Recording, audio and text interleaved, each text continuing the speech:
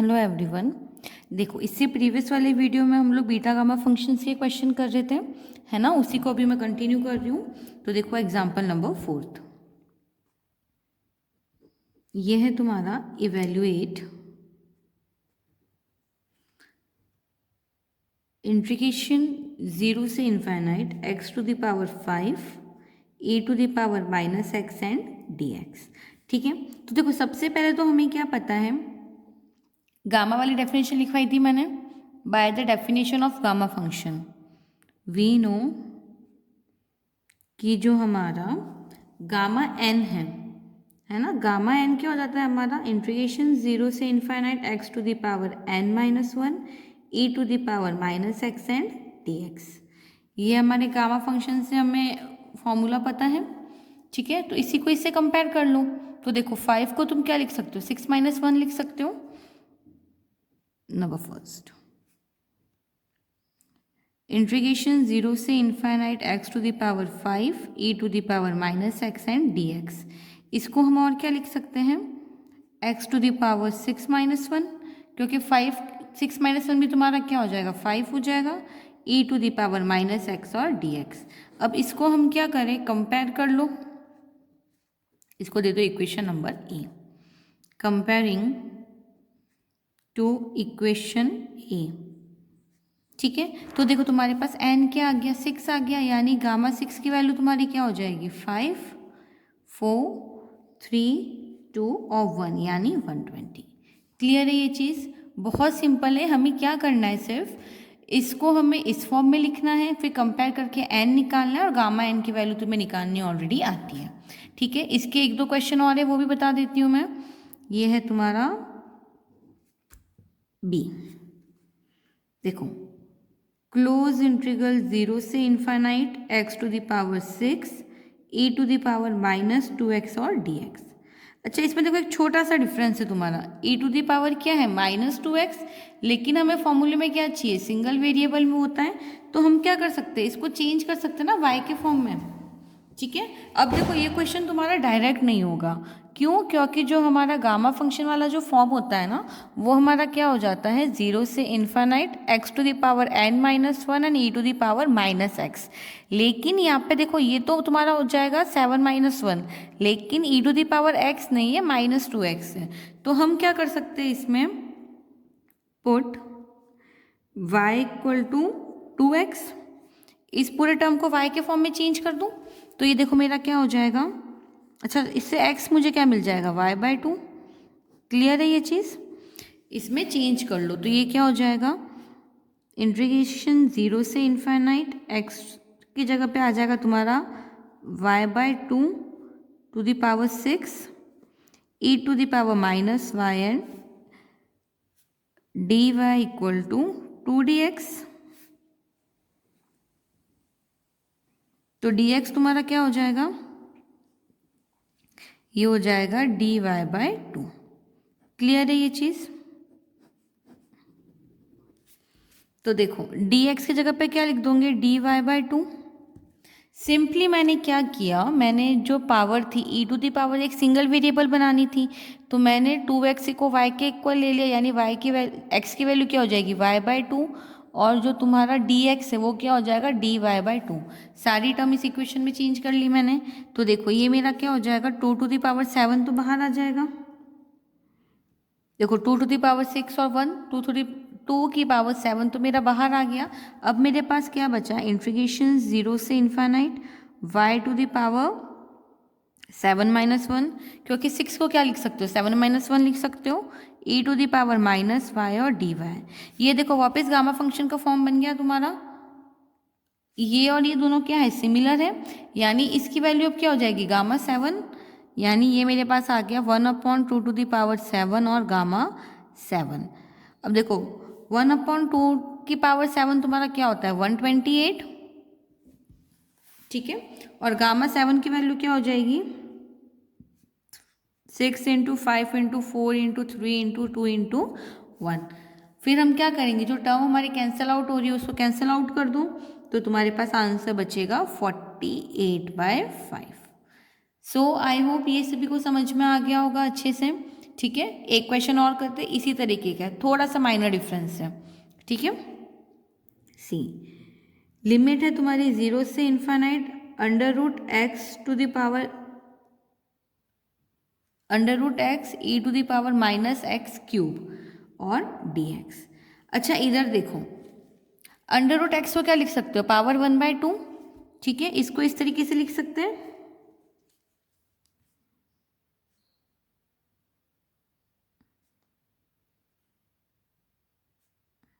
अब वापस इसमें देखो, मुझे तो क्या चाहिए, एक सिंगल वेरिएबल चाहिए, लेकिन पावर तो मेरे पास अलग है, तो मैं क्या करूँ, इस पावर को y मान लूँ, लेट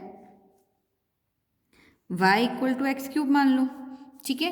तो तुम्हारे पास x क्या आ जाएगा, y टू द पावर 1/3, यही होगा। y इक्वल टू माना मैंने एक्स क्यूब, तो x क्या हो जाएगा, y की पावर 1/3। यहाँ तक तो क्लियर हो गया होगा। अब हम क्या करें, अच्छा हमें dx भी तो रिप्लेस करना पड़ेगा dy से, तो देखो यहाँ से तुम्हारा dx क्या आ जाएगा, dx आ जाएगा तुम्हारा, सॉरी dx इक्वल टू आ जाएगा dy to the power 3y 2/3। Clear है, यहाँ तक दोनों साइड मैंने क्या किया है, डिफ्रेंशिएट किया है, तो पावर आगे आ जाएगी 1/3 और y 1/3 माइनस 1 2/3। क्लियर है, यहाँ तक dx मेरा क्या आ गया, dy upon 3y to the power 2/3। अब ये दोनों टर्म इस वाले इंटीग्रेशन में रख दो, तो ये तुम्हारा क्या हो जाएगा, देखो 0 से इन्फाइनाइट, x की जगह पे y to the power 1/3 into, अच्छा लिख लो, और e to the power minus y हो जाएगा, dy बाय 3y की पावर 2/3। अब मैं क्या करूं,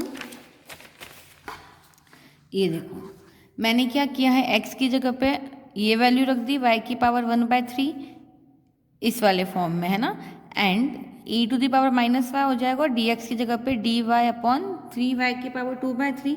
अब इसमें से क्या कर सकते हो, 1/3 तो बाहर निकाल सकते हो, क्योंकि ये मेरा कांस्टेंट टर्म है, तो ये मेरा हो जाएगा 0 से infinite y to the power, देखो अंडर रूट हट जाएगा तो पावर क्या आ जाएगी, 1/3, इधर देख लो 1/3 की पावर 1/2, ठीक है, यानी ये मेरा क्या हो गया 1/6, और 1/6 माइनस 2/3 पावर ऊपर चली जाएगी क्योंकि बेस सेम है, और ये हो जाएगा e to the power minus y and d y, यानी ये हो गया 1/3 0 से infinite y to the power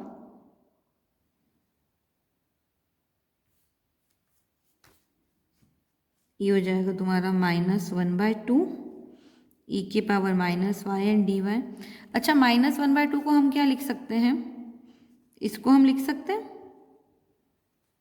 1/2 minus 1। देखो 1/2 माइनस 1 करोगे तो वापस तुम्हारे पास क्या आ जाएगा, -1/2 आ जाएगा, ठीक है, और e to the power minus y और डी वाई। ये मैंने क्यों किया, क्योंकि मुझे पता है कि ये गामा फंक्शन बनेगा n-1 वाले टर्म में, ये वाला मुझे फॉर्मेट बनाना है ना, n-1 वाला टर्म, तो ये क्या हो जाएगा 1/2 माइनस 1, यानी इसकी वैल्यू क्या हो जाएगी गामा 1/2, तो ये मेरा हो गया 1/3 इंटू गामा 1/2, और गामा 1/2 की वैल्यू क्या होती है √π और 3, ये हमारा रिक्वायर्ड सोल्यूशन। सो ये वाले क्वेश्चन अच्छे से समझ में आ गए होंगे। गामा फंक्शन के मेन जो डेफिनेशन थी हमारे गामा फंक्शन की, उसी के फॉर्मूले से बेस्ड क्वेश्चन था। क्लियर है यहाँ तक। अब मैं दूसरे क्वेश्चंस कराऊं।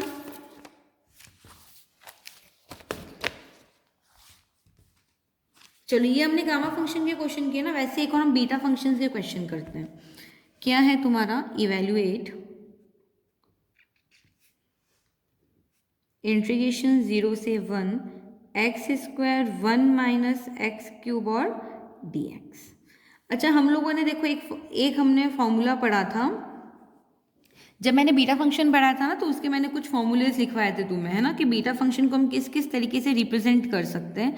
तो उसमें एक फॉर्मूला ये लिखवाया था मैंने कि बीटा mn, इसकी मेन डेफिनेशन में भी एक्चुअली यही फॉर्मूला था हमारा, 0 से 1 x to the power m-1 1 minus x to the power n-1 और dx। इसकी डेफिनेशन से ही लिखवाया था मैंने बीटा एम एन की वैल्यू। तो देखो अब हम क्या करें, ये दोनों कहीं ना कहीं सेम फॉर्मेट दिख रहे हैं, तो इस जो हमें क्वेश्चन गिवन है उसको हम इस फॉर्मेट में चेंज करते हैं, ठीक है। सोल्यूशन इंटीग्रेशन 0 से 1 x square 1 minus x cube d x equal to 0 से 1, ये तुम्हारा क्या हो जाएगा, 2 को क्या लिख सकते हो, 3 माइनस 1 लिख सकते हो, क्योंकि 3 माइनस 1 तुम्हारा वापस 2 हो जाएगा। ये हो जाएगा 1 माइनस एक्स, 3 की जगह पे क्या लिख सकते हो, 4 माइनस 1 और डी एक्स। अच्छा, इसको इससे कंपेयर करोगे तो ये तुम्हारा क्या बन गया, बीटा एम की जगह पे 3, एन की जगह पे 4। और बीटा एम एन की वैल्यू हमें निकालनी आती है, रिलेशन हम लोग ऑलरेडी पढ़ चुके हैं, that beta m n equal to gamma m gamma n upon gamma m plus N.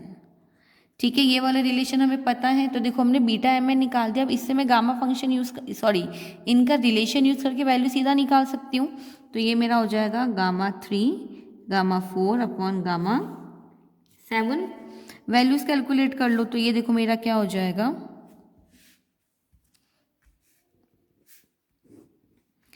Gamma 3 की वैल्यू तुम्हारी क्या हो जाएगी, 2 इंटू 1, गामा 4 की वैल्यू क्या हो जाएगी, 3 इंटू 2 इंटू 1, और गामा 7 की वैल्यू मेरी हो जाएगी 6 into 5 into 4 into 3 into 2 into 1। ठीक है, अब इसको कैंसिल आउट कर दो टर्म को, तो देखो 3 से 3 कैंसिल हो गया, 2 से 2 हो गया, एंड 2 1 जा 2, 2 2 जा 4, यानी मेरे पास फाइनल आंसर आ जाएगा 1/16। सो आई होप ये वाला क्वेश्चन भी समझ में आ गया होगा। इसी के जैसे 2 क्वेश्चन और है, वो मैं अभी कराती हूँ, है ना। नेक्स्ट क्वेश्चन बी, 0 से 1 under root 1 minus x upon x d x. अच्छा देखो, इसमें हम क्या करें, अंडर रूट है तो पावर मेरी क्या हो जाएगी 1/2, और अगर ये क्या है रेसिप्रोकल में तो ऊपर जाएगा तो पावर मेरी क्या आ जाएगी, माइनस में आ जाएगी। यानी इसको तुम क्या लिख सकते हो, देखो ये तुम्हारा हो जाएगा इंटीग्रेशन 0 से 1 minus x to the power 1/2 x to the power minus 1/2 d x. ठीक है, इसको इस तरीके से लिख सकते हैं। अच्छा, अब मुझे इसको क्या करना है, देखो m-1 और n-1 के फॉर्म में लिखना है ना, तो इसको तुम क्या लिख लोगे, ये तुम्हारा हो जाएगा इंटीग्रेशन 0 से 1 x to the power 1/2 minus 1, क्योंकि 1/2 माइनस 1 करने पे वापस तुम्हें रिजल्ट क्या मिलेगा, 1/2 ही मिलेगा। And x to the power 1/2 minus 1 करने पे रिजल्ट आ जाएगा -1/2, और 1 माइनस एक्स 3/2 माइनस 1 करने पे तुम्हें मिल जाएगा 1/2।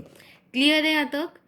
X to the power 1/2 minus 1 यानी हाफ माइनस 1 क्या बचेगा, -1/2, और 1 minus x to the power 3/2 minus 1 करने पे वापस हमें क्या मिल जाएगा, 1 minus x to the power 1/2 and d x. यहाँ तक चीज़ क्लियर है। अब देखो इसको मैं क्या करूँ, वापस बीटा गामा फंक्शन का जो फॉर्मूला था यानी इस वाले फॉर्मूले से कंपेयर कर लूँ, तो देखो एम और एन की वैल्यू मिल जाएगी यहाँ से मुझे। तो ये मेरा हो गया बीटा एम की जगह पे 1/2 और एन की जगह पे 3/2। यहाँ तक क्लियर है। ये हमारी वैल्यू क्या आ जाएगी, बीटा 1/2 एंड 3/2। अब हम क्या करें, ये वाला रिलेशन लगा ले, बीटा एम एन और जो गामा फंक्शन में रिलेशन होता है कि beta m n equal to होता है मेरा gamma n upon gamma m plus n. तो वो रिलेशन यहाँ पे अप्लाई कर लो, तो ये हो जाएगा तुम्हारा gamma 1/2 gamma 3/2 upon gamma 1/2 plus 3/2। तो देखो गामा 1/2 की वैल्यू तुम्हारी क्या होती है, अंडर रूट पाई। 3/2 की वैल्यू क्या हो जाएगी, 1/2 और गामा 1/2 यानी अंडर रूट पाई अपॉन ये हो जाएगा 3 + 1 4/2 यानी 2 यानी 1। गामा 2 की वैल्यू हमारे पास क्या हो जाएगी 1। अब इसको सॉल्व करो, देखो under root pi into under root pi तुम्हारा क्या हो जाएगा, पाई अपॉन 2, और यही तुम्हारा रिक्वायर्ड सोल्यूशन है। क्लियर है यहाँ तक। एक क्वेश्चन और करते हैं, इसी से रिलेटेड है। Question number 3, that close integration 0 से 2 x to the power 4 minus x square power 1/2 dx। अब देखो इसमें लिमिट भी तुम्हारी क्या है 0 से 2, यानी मुझे इसकी लिमिट भी क्या बनानी पड़ेगी 0 से 1। ठीक है, और यहाँ पे मुझे ब्रैकेट में क्या बनाना पड़ेगा, 1 माइनस एक्स वाला फॉर्म बनाना पड़ेगा, यानी इसमें हमें सारे ही टर्म्स जो है वो कन्वर्ट करनी पड़ेगी। तो सबसे पहले मैं क्या करूँ, ये जो तुम्हारा एक्स स्क्वायर है उसको किसके इक्वल ले लूँ मैं, 4y के इक्वल ले लूँ। क्यों ऐसा करेंगे, क्योंकि देखो इधर अगर मैं 4y लेती हूँ एक्स स्क्वायर की जगह पे, तो 4 मेरा बाहर कॉमन आ जाएगा और अंदर ब्रैकेट में 1 माइनस वाई वाली टर्म बन जाएगी। और हमें जो फॉर्मूला हमें पता है बीटा एम एन का, उसमें मुझे 1 माइनस एक्स वाला ही टर्म चाहिए। तो सबसे पहले क्या कर लो, put X square equal to 4y, ठीक है। तो इसमें पुट कर लो X square equal to 4y, तो तुम्हारा dx क्या हो जाएगा, dx हमारा हो जाएगा, ये हो जाएगा मेरा 2x dx और 4y dy, dx equal to 4/2 y/x और dy।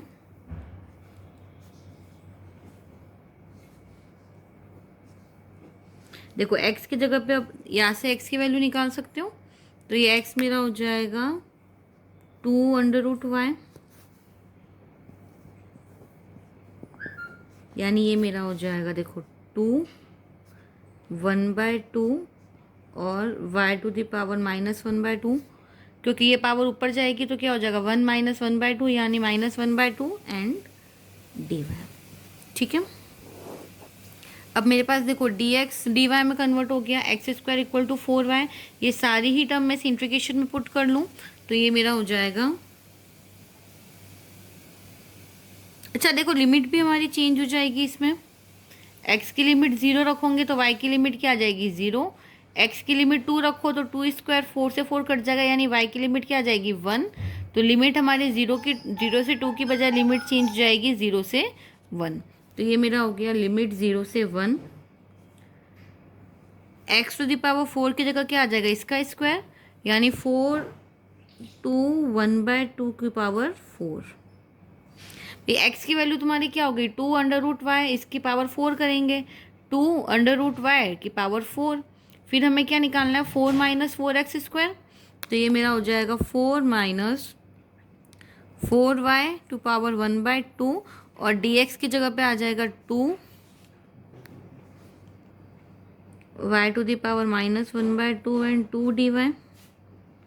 अब जो इसमें हमारे कांस्टेंट टर्म है वो सारे बाहर निकाल लूँ मैं, तो देखो सबसे पहले तो क्या हो जाएगा 2 से 2 कट कर लूँ, इधर से 4 कॉमन निकालूँ तो 4 की पावर 1/2 के साथ कॉमन आ जाएगा, तो ये मेरा क्या बन जाएगा √4 यानी 2 बार आ जाएगा। यहाँ पे 2⁴ बाहर निकालेंगे, ठीक है, यानी 2⁴ और यहाँ से एक 2 यानी 2⁵ तो मेरा बाहर निकल गया। देखो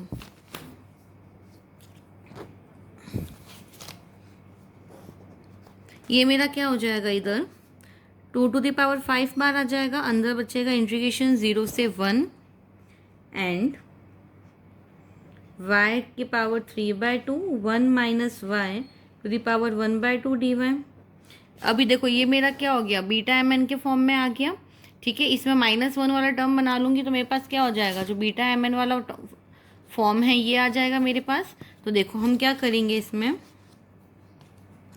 इधर से कंटिन्यू देखना आ गया ना, उसको एक बार वापस लिख लेती हूँ मैं यहाँ पे,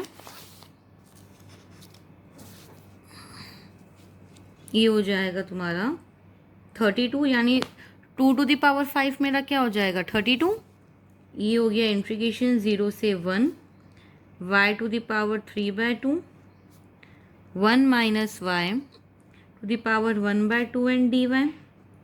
3/2 को हम क्या लिख सकते हैं 5/2 - 1 और 1/2 को हम क्या लिख सकते हैं 3/2 - 1, तो ये मेरा हो जाएगा 32 लिमिट 0 से 1, y 3/2 को लिख लो तुम y 5/2 - 1, 1 माइनस y 1/2 को क्या लिख लो 3/2 - 1 एंड dy। तो देखो इसको अगर तुम कंपेयर करोगे ना बीटा एम एन फंक्शन से, तो देखो m तुम्हारे पास क्या आ गया 5/2 और n क्या आ जाएगा 3/2, यानी ये मेरा हो जाएगा 32 बीटा 5/2 एंड 3/2। अब बीटा एम एन वाली वैल्यू निकाल लें हम बीटा गामा फंक्शन के रिलेशन से।